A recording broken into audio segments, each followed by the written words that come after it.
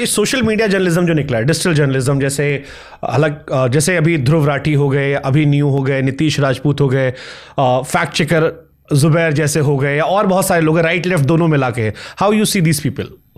ये देखना पड़ेगा कि इनके काम में मिलावट कितनी है, क्या ये न्यूट्रल है, क्या ये अपने काम में ईमानदार है, ये देखना पड़ेगा।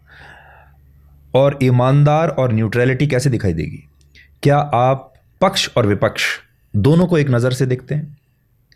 क्या जिन यूट्यूबर्स के आपने नाम लिए हैं उनमें से वो ठीक है, वो बीजेपी की बड़ी आलोचना करते होंगे, प्रधानमंत्री मोदी की बड़ी आलोचना करते होंगे, हर वीडियो में कहते होंगे कि बीजेपी हार रही है, मोदी जी हार रहे हैं। उनकी एक भी वीडियो में कभी उन्होंने ये कहा है कि कांग्रेस हार रही है? कभी उन्होंने ये कहा है तो आम आदमी वाले हैं कि राहुल गांधी के अंदर ये कमी है, उनके नेतृत्व की शैली में ये कमी है?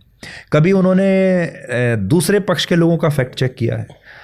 तो जितने भी नाम आप ले रहे हैं ना, इन सब में मुझे एक मिलावट नज़र आती है, एक बेईमानी नज़र आती है। और वो जो सारे इनके सिद्धांत हैं वो कुछ सीमित लोगों पे लागू होते हैं और बाकी लोगों को ये जाने देते हैं।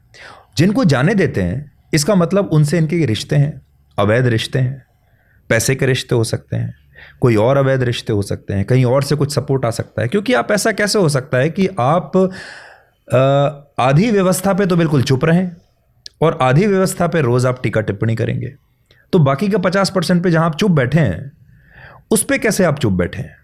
वो आपको नज़र क्यों नहीं आ रहा है? इसका मतलब आपने एक आंख बंद की हुई है और उस एक आंख को बंद करने की कोई कीमत होती होगी जो आपने ली है।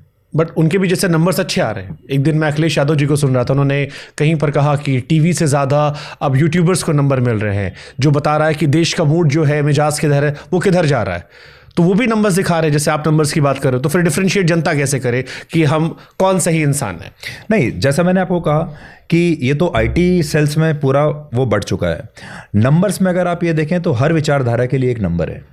मान लीजिए कि अगर मेरे जो आलोचक हैं, मेरे आलोचक क्या, मेरे दर्शक भी, अगर कोई ये कहता है कि आज मैं सुधीर चौधरी के बारे में कुछ खराब बताने वाला हूं, तो जो नेगेटिविटी है उसकी एक अलग मार्केट है, उसका एक अलग बाजार है।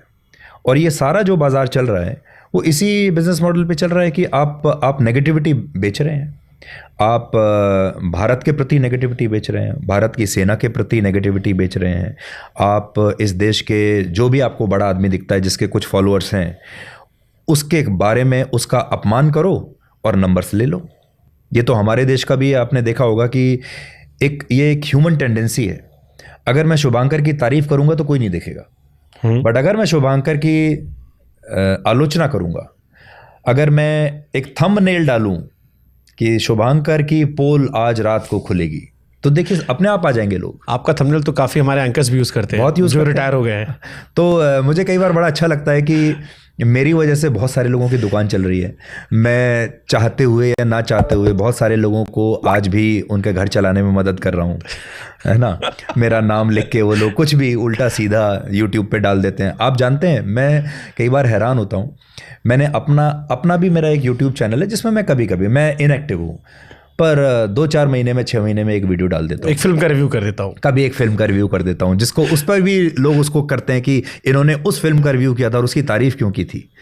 तो जैसे अभी मैं कोई सज्जन है जो कह रहे थे कि इन्होंने शाहरुख खान के फिल्म की तारीफ की थी, तो इस देश में शाहरुख खान की तारीफ करना कहाँ से अपराध हो गया, कहाँ से गुनाह हो गया? अगर कोई फिल्म अच्छी है तो अच्छी है, यहाँ उनको मेरी न्यूट्रलिटी नज़र नहीं आ रही।